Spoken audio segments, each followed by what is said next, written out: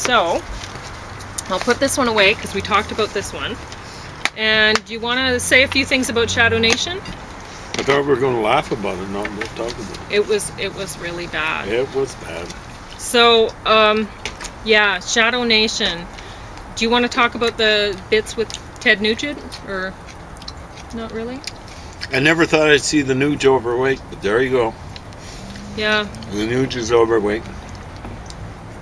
And still spouting the same sort of stuff. These guys got it wrong. They seem to think Nuge was kind of like a sensitive soul around 1977 when he did something about the Great White Buffalo or something like that. But 10 years earlier, he was singing songs like something like "You Talk Sunshine, I Breathe Fire" or something like that, which was "You talk sunshine like peace and love, and I breathe fire." I don't have to tell you what that means. So the old Nuge is still tracking, whacking, and stacking them. I think he likes hunting. What? Well, they showed him with his bow, right? That's right. And I was. Yeah. The one thing I got to give these guys credit for is their braveness or courage. It's probably more like foolhardiness, because they were there kind of letting Ted know what they thought about his politics. And Ted had a bow in his hand. You know, like I was afraid he was going to snap and fire off a quiver of arrows at one of them. So, anyway. Yeah, but the music was terrible. Ted's a Dumbo. Really, this is like a. Well, okay, yeah. All this is an advertisement for their crappy band. It's a horrible bunch of guys who used to be rockers advertisement in the 90s. And they're still rocking like it's and the 90s. Video. Only like bad 90s rock. The stuff bad that 90s people stuff. are embarrassed. The stuff that spawned Nickelback. Okay. Yeah. This is where Nickelback came from, and they're still doing it. Like, what is it, 25 years later kind of stuff? Yeah. So bad. So, yeah. Tuneless. And, well, one part that I thought lyricless, but was, was interesting, was they were talking about some town. I can't remember the name of the town. I don't care. But there was some town that had, like, no homes in it or nothing. The only thing that it had was something like I don't know. I might be making up the number because I can't remember it. It was like 11 or 14 liquor stores, something like that. And but it was a lot. So what this town had was a bunch of liquor stores. And why it had so many liquor stores is because it was near a reservation, or maybe a few. I'm not sure. And anyway, but they were talking about how the owners of these liquor stores in the town were exploiting the nearby natives because the natives were taking native money off of the reservation and giving it to these liquor store people to buy alcohol with. So the liquor store people were exploiting them. And I was like, the natives are exploiting themselves by going to these liquor stores. They don't have to go. Nobody is forcing them to buy the alcohol from there. And they could learn how to make their own. It's really easy. Really easy to make your own alcohol. Basically, you almost don't have to do anything. It is that easy. Just have to put the stuff together and let her go. Yeah, I don't know what the point was. Like, they're shaming these guys, shame them out of doing business, and then one guy moved out of the liquor store, another guy'd move right in. Let's say they shut the whole town down. People would just drive that much further to go to the next place. It wouldn't help anything. Yeah, I don't know why they did a stupid stunt like that. I don't know. They should be talking to people who cause the real problems, not like Donald Trump or whatever. Let's show some bravery. Take on Donald Trump. Really, really dumb. So dumb. And untalented too. And untalented. George Lynch, get a day job, okay? I don't know. It's just not worth watching. Not worth anything. Anyway, this one though. Yeah, that's it. Well, I should say appropriation. Like they're driving around the country in a beater with some sort of symbols on. They're just appropriating native suffering and stuff like that to do crappy. What was it? An hour and a half long video, basically, and an advertisement for their own newly formed band or something like that. So just leave the natives alone. Yeah. God, it's awful. But maybe they're part native. I don't know. Did they say? But at any rate. They might have been, but in any case, it was bad. And Noam Chomsky's bit on there was also ridiculous. Poor Noam. Because he's a linguist. He knows nothing. Like, he's not a history major or anything like that. And here he's talking about history and giving his opinions. Well, he's a lousy linguist. Anyway. Too. I kind of study linguistics, and I do okay at it. And this guy doesn't know languages, so how can he do linguistics? It's So Anyway. he generalizes from nothing. So good luck with that. So, Diane Fossey, Secrets in the Mist. Excellent documentary. James says it's an excellent mystery. That's what he'd said. Yeah, like, don't watch CSI, whatever. I mean, this is here it is. This is a crime, the perfect crime, committed by idiots, and that's plural. And they got away with it, right? Perfect crime, but they were so stupid. It becomes fairly obvious. I won't say necessarily fairly soon, but who the hey did it. But it's a fascinating study of how to commit a perfect crime. Right? So, if you don't want to hear more about the crime, there'll be no more spoiler alert. Turn off the thing right now, because we're going to talk about it a little bit more. True? Yeah. No. And so we'll be spoiling the ending. So you should just go watch this now. We're going to talk about it. So turn it off if you're going to watch it and you don't want the mysteries spoiled. So now I'm going to continue to talk. The mystery will be spoiled. Someone in the government had stopped a letter from being mailed, and Fossey, I never would have thought of this, but I guess maybe she'd run into some troubles and she'd worried about it. She was carbon copying all of her letters, and so that's how somebody had figured out that at least one letter didn't get to where it was supposed to be going. So this was a guy who was working with her who ended up being the not the prime suspect. I mean, he was just a patsy for the government, Rwandan government.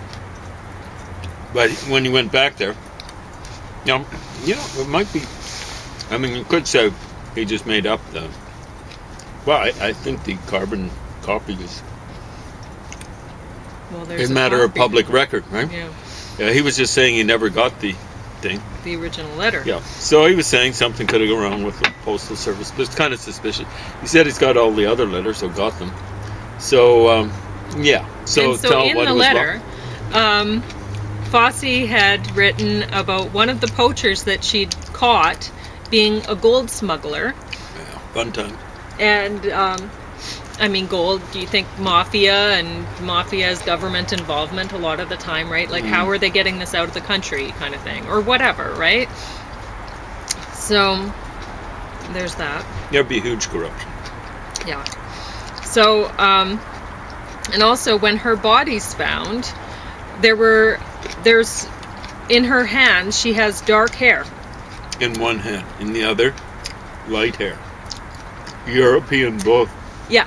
Okay, but brilliant. Not, but neither of the hair types looks like African hair types. So European hair type, but they made it look as though poachers killed them with pangas, which are kind of like machetes that are kind of local to the place. So they were the things largely responsible for almost 1 million people getting killed.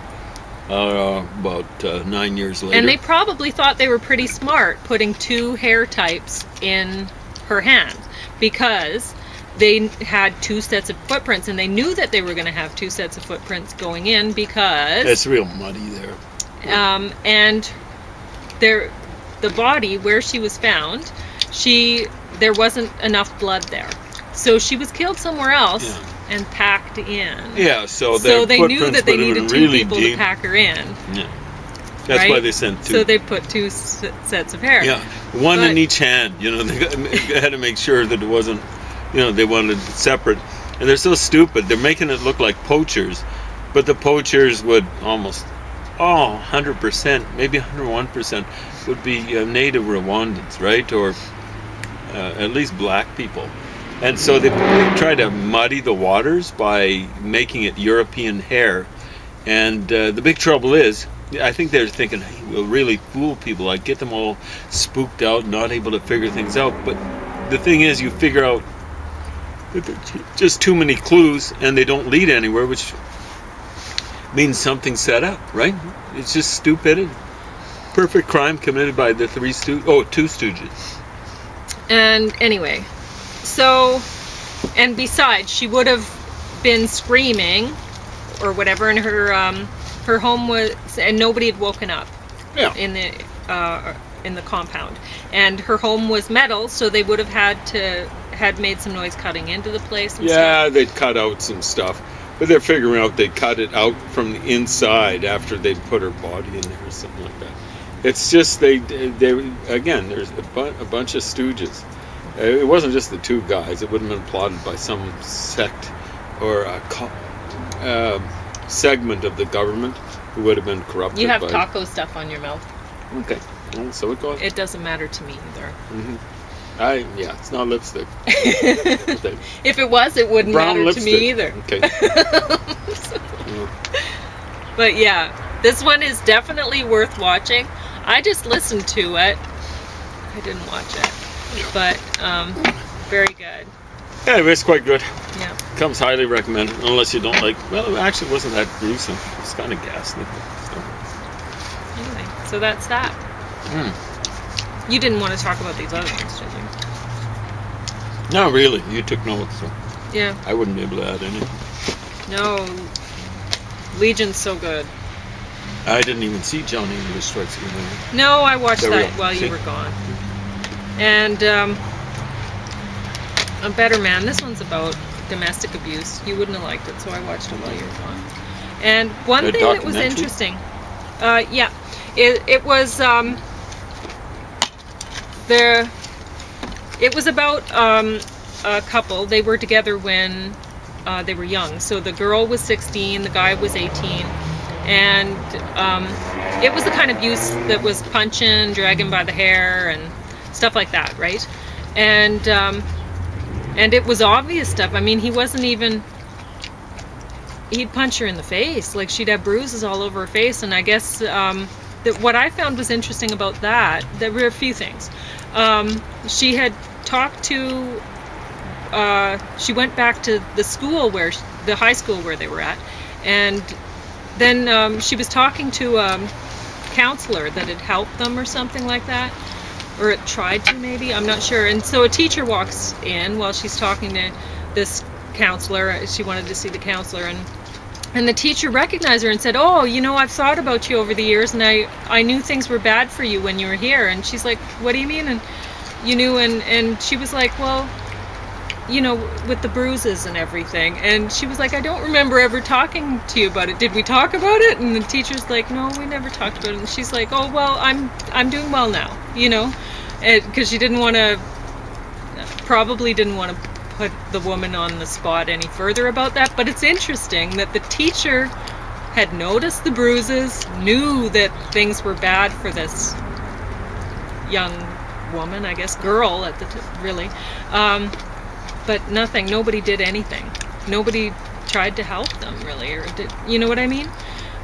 So it's interesting that, it could be that bad that the girl has face bruises and nobody does anything, right? Like, another thing that I found was interesting is that the young man, he said it, he's not a young man anymore, right? This is 20 years later they're talking about this. And it's interesting that he was willing to talk about this. Anyway, that really says a lot about him, I think, that he's tried to become a better person, and maybe he has, I don't know. But anyway, so he was saying that he was acting out because he wanted to try to keep her by his side. That's why he was doing all the things. And he said all of those things were pushing her away, but that's what his motivation was.